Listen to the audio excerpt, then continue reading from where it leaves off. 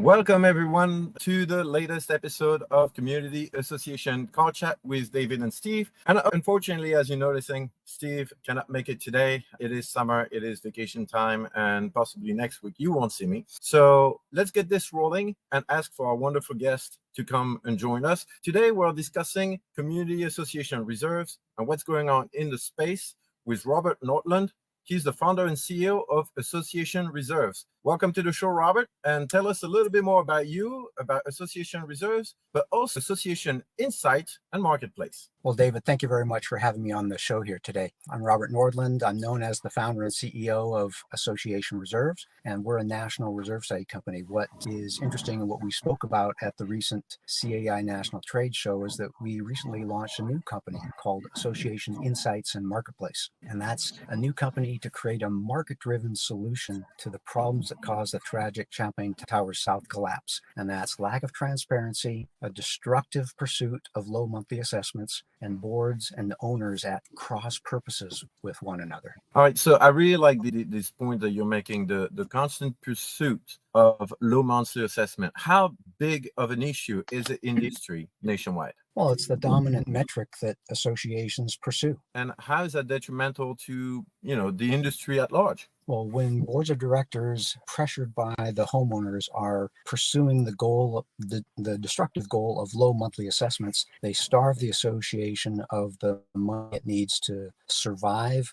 and thrive. So what's the solution and the idea that Association Insight and Marketplace is bringing? Well, knowing that boards and homeowners are pursuing this destructive goal, we wanted to introduce a virtuous goal. And that virtuous goal is what we call the FIFO health score. It's a simple number from 0 to 100 that reveals the financial, physical, and operational health of an association. It's very similar to how a FICO score reflects a person's individual creditworthiness. And so it's a virtuous metric that boards can now begin to pursue. So that virtuous metric, how does it actually work? What do you need to create it, and where does the data come from? Well, we had to create something from nothing. So we created a platform, and it is effectively crowdsourced from the boards and the managers. It's a very simple online platform. It's free to boards and managers to log in, fill out their financial, physical, and operational profiles, and click to find their score. Now, how did the idea all came about? I imagine you mentioned the Champlain Tower disaster. That had to be a big impact into your decision making and trying to think of a solution. But what else was it to you? Well, again, it was decades of preparing reserve studies and seeing boards feeling pressure to keep their monthly assessments low. And that pressure is real. And we wanted to introduce a distraction, a virtuous goal, something that they would pursue. And we realized it's very similar to what we do as consumers, trying to maximize our FICO score. So we created this online platform so boards will have a virtuous goal, a measure of how they are doing. So finally, they will know how they're doing on a financial, physical, and operational scale. That's interesting because sometimes, like obviously dealing with insurance, we have clients that tell us all the time, so, well, how do we compare to the next guy? Yeah, that's just like lack of transparency. I've been on the roof of a condominium association, a client condominium association, knowing that they are a great association. I know them physically, I know them financially, and looking across the street, I was able to see another client association that I know is an absolute disaster. And I know that information, but no one else knew that information. Those two different boards of directors didn't know how they compared to one another. The sign that says unit for sale, that real estate agent doesn't know the difference. And we need to find a way and develop a way, create a way for boards of directors to know what they're doing, how they're doing it, and to create a platform so people could finally learn how different associations are doing. That's interesting. So that really is filling a void in maybe the market, and it serves multiple purposes. What other application can the score have in the industry for the common John and Jane? Right. Well, primarily it's developed for the board members to guide their decisions. The manager supports those decisions and helps them counsel. But it's also there because we expect that the associations that do score well will make their score public. So real estate agents, insurance agents, other businesses related to the association can look in and learn their score. Because if you're an association that scores well, that's something you want to shout from the rooftop. Excellent. Good point. So what's the process? Like let's say I live in a community, I'm serving on the board, I think this is a good idea, or I'm a manager. What's the process? It's, as I said, it's a crowdsourced application. Again, it's free. You go to ourfipho.com, that's OURFIPHO.com, and you select your association. We've pre-populated the database with about 400,000 associations. So you select your association from the list and you log in, you create an account, and you begin to populate the financial, physical, and operational profiles. And then you click to see your score. It's that simple. It takes about 15 minutes. Oh, what if my association is not in there? Then you click add new and you add another 30 seconds to the process. All right. So it doesn't seem all that dreadful. How are you planning to develop this into a mainstream tool for the industry? Well, again, it's primarily to help board members understand where they fit and to give them an aspirational, virtuous goal. We expect that as more and more associations develop their score, the strong associations will make their scores available, open, and then we will have, or we do have a report, a $49 AIM report that outside parties, real estate agents, businesses related to the association will want to purchase. And that's how eventually the site will be self-sustaining. I like it. That's really like the background behind the same thing, because ultimately you can say, well,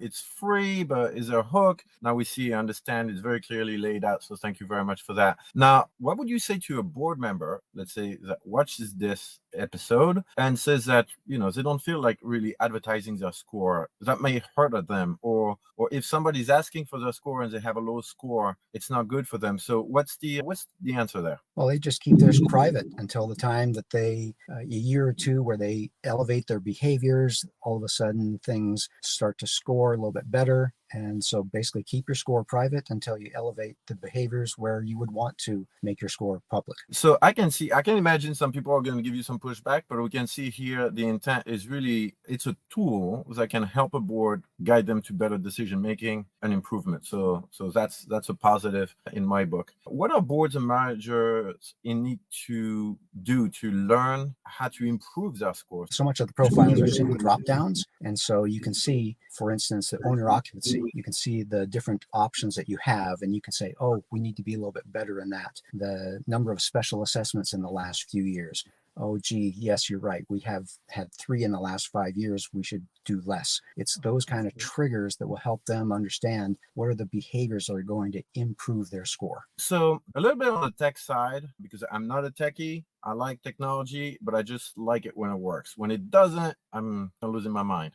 So how to ensure for a board member that the data is secure and it's not going to be made public? I know you mentioned that they can control that, but how do I really trust it? Well, it's built to database technology, and so it's password protected, secure. So we've done all the standard things. And in addition, we expect the board members to cross check each other, the board members and managers, so we don't have one board member saying that, oh, we are well funded with reserves, we've had no special assessments, we have healthy elections, all those kinds of things. And there will be other board members that say, no, that's not quite right. On this platform, there's really nowhere to hide and no one benefits from false information. Understood. Well, I appreciate that. Now, you mentioned that you've been in the industry for decades. How long have you been involved in community association, reserves at large, or just association in general? We started reserves 36 and a half years ago, and we now have clients in all 50 states and 17 different offices across the country. Awesome. Well, quite a successful story, but you also have the track record to back it up. So in the meantime, all across these 36 and a half years, I'm sure you met 1 or 2 folks that actually had influence on your business model or on you personally. And this is give you 20 seconds to give a little shout out to someone that has been influential. I'd like to thank my wife. She's always, oh, honey, you can fix that or you can make that better. And it was one of those things, plus a phone call from Kevin Davis of Kevin Davis Insurance Companies shortly after the Champlain Tower South collapse. And I don't get too many phone calls from Kevin. He's someone I've known for